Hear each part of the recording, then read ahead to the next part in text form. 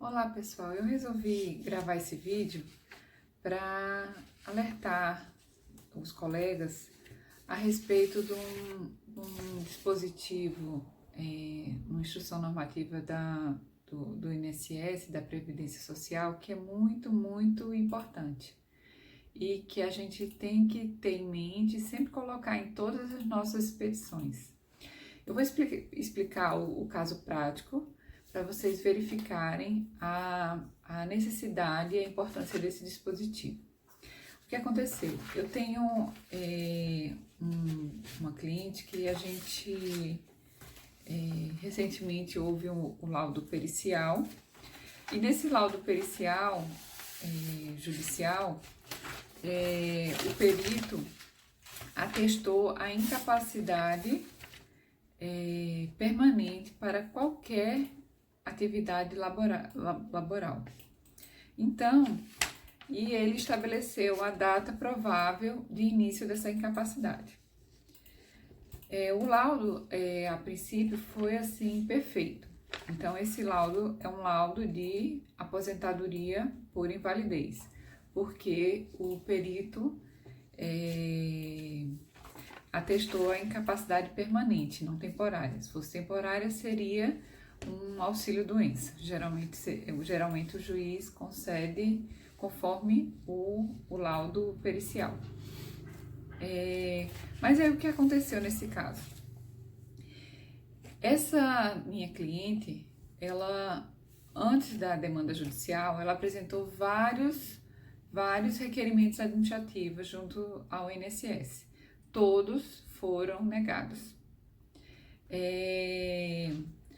Acontece que o último requerimento administrativo, ela foi feito e estava dentro da data provável que o perito reconheceu como sendo início da incapacidade dessa cliente. Só que o INSS, quando se depara com um laudo dessa natureza, qual é o procedimento normal do INSS? Geralmente ele apresenta uma proposta de acordo, né? Então ele não quer uma aposentadoria por invalidez e propõe um auxílio-doença por 6 meses, 1 ano, 2 anos, né? Isso para fugir da aposentadoria. E às vezes os clientes, diante da situação financeira que estão, eles aceitam as propostas de acordo.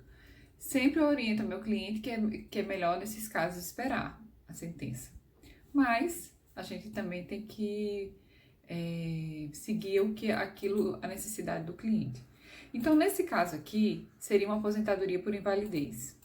Não há o que se contestar.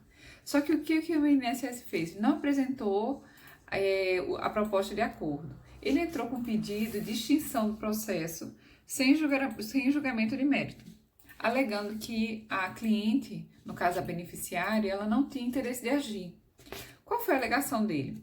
Ele alegou que foram vários pedidos administrativos que ela fez. Então, na nossa petição inicial, nós colocamos o primeiro pedido administrativo, tá? Até para uma questão financeira, para que quando houvesse o reembolso desde aquela data do primeiro requerimento. Então, foi isso que a gente fez.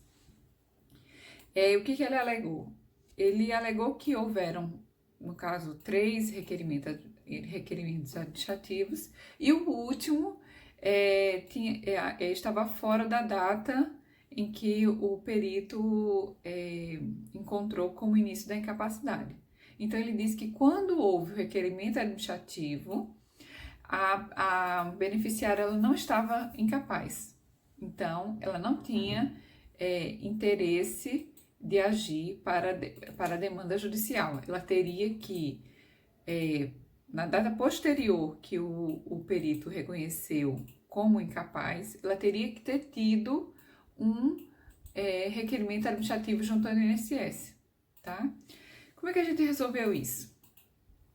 fomos verificar o dossiê que o INSS apresentou e fizemos a revisão de toda a documentação que a cliente apresentou. Só nessa análise de documento, por isso que eu acho imprescindível a gente olhar a documentação, tá? Nós verificamos que havia um requerimento, um documento que ela foi ao INSS fisicamente e fez um requerimento desse pedido de concessão de auxílio. E lá tem a data em que ela fez o requerimento. Apesar do INSS alegar que ela fez esse último requerimento em dezembro de 2018, lá consta que ela fez o requerimento em janeiro de 2019, justamente no mês em que o perito alegou como data provável para o início da incapacidade. E além disso, a perícia no INSS, ela foi realizada em data posterior à data de início da incapacidade que o perito da Justiça Federal reconheceu. Então, só nesse argumento, a gente já consegue afastar essa alegação do INSS. Mas aí a gente tem sempre que ir mais além. O que a gente fez? Há um precedente judicial, como vocês sabem, desde 2015 o Brasil ele adotou o precedente judicial, assim como acontece nos Estados Unidos há muitos anos. Então, hoje nós estamos no sistema de precedente judicial em que um julgado que ele é feito, constituído nos regramentos da criação de um precedente, ele tem que ser observado pelo ordenamento jurídico como um todo, né? É um processo especial que se afeta um processo, no Brasil todo escolhe-se alguns processos para serem afetados e todos os processos judiciais no Brasil todo, eles ficam sobrestados aguardando essa decisão do precedente judicial. Depois da decisão, todos os processos têm que ser julgados conforme aquela tese firmada. Então, eu busquei um precedente e tem um precedente judicial do STF, que é o tema 350, que foi o recurso afetado, foi o RE 631-240 de Minas Gerais, que diz assim, eu vou ler aqui a tese firmada. A existência de prévio requerimento administrativo não deve prevalecer quando o entendimento da administração for notório e reiteradamente contrário à postulação do segurado. Então, como é que eu usei esse precedente e apliquei a analogia para o meu caso?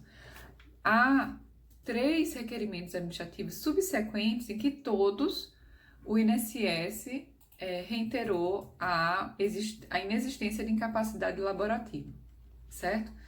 Inclusive, o último, o perito judicial disse que naquela época ela já estava incapacitada, mas assim, mesmo assim o INSS não havia reconhecido essa incapacidade.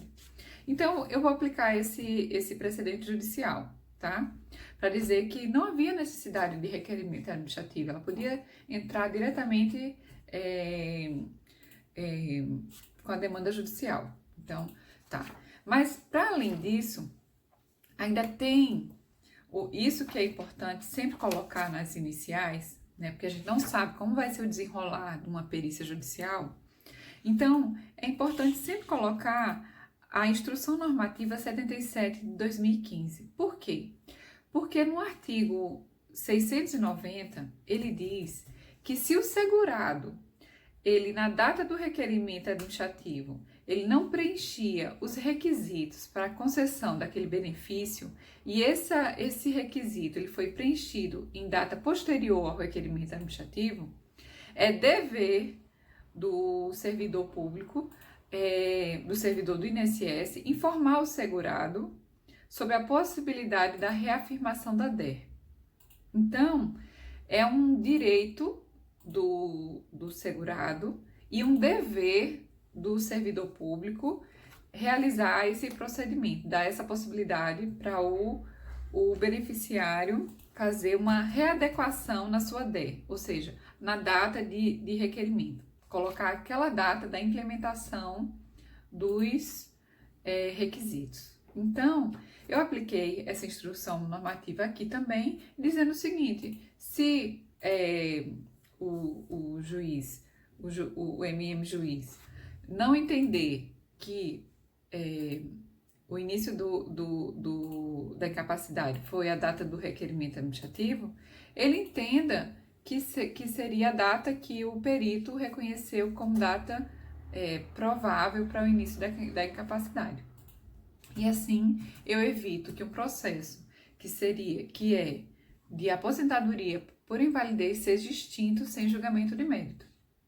Tá? Então, para vocês verem a importância de se usar essa instrução normativa. Eu vou colocar na descrição tanto o precedente judicial, tá? Vou fazer uma referência e vou fazer uma referência a essa instrução normativa, a 77 de 2015, no seu artigo 690, tá bom? Espero que vocês tenham gostado e apliquem essa instrução normativa, tá?